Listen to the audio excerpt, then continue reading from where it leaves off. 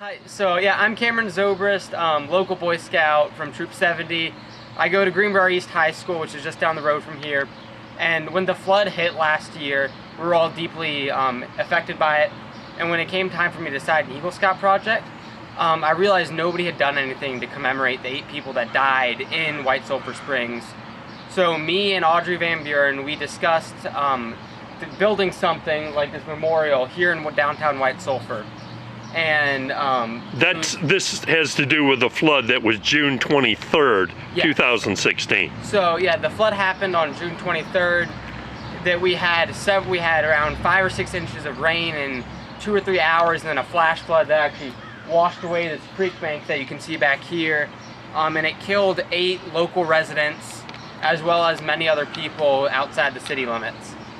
But when we came up with this concept for this flood memorial, we spent 2 or 3 months planning, and the concept itself came from a local artist, Joshua Adamo, and he developed this idea. And the symbolism behind it is these 2 mounds on either side are almost like a hill that was cut in half and destroyed by the flood, revealing the creek stone within.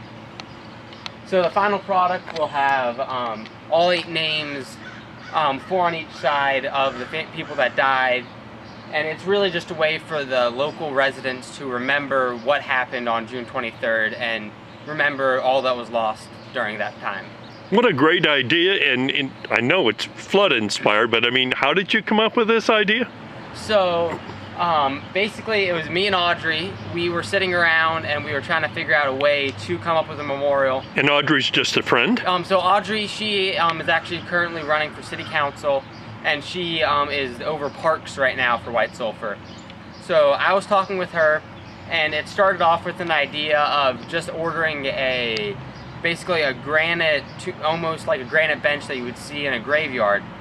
But then we decided it wasn't unique, and it didn't do the people that died justice, and it didn't do what we wanted it to. So then we reached out and called several artists and asked them to come up with concept sketches. And Joshua Adamo, he came up with 2 or 3, and we liked all of them.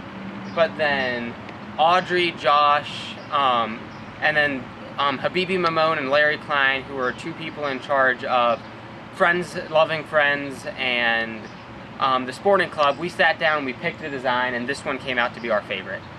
It's beautiful. Well done. And so there'll be a ceremony here. Yes. On June 23rd. On June 23rd, we're going to have a ceremony dedicating this, as well as a few other new parks that were all dedicated. The parks that were created came from properties where families had lost their homes and had moved out. And you can see the trees in the background right up past the corner of this house. That's one of the parks, and then there's another one farther down that road. And all 3 of these places will be dedicated on Saturday, and then there'll be there'll be a community celebration and a barbecue, as well as a community-wide church service that Sunday. And Cameron, this is a substantial project. It must have had quite a budget. Yeah, so when we originally came up with the project, we budgeted $20,000 to $30,000, which we got the commitment from several organizations to pay. So coming into this, we were expecting a lot of money to have to go into it.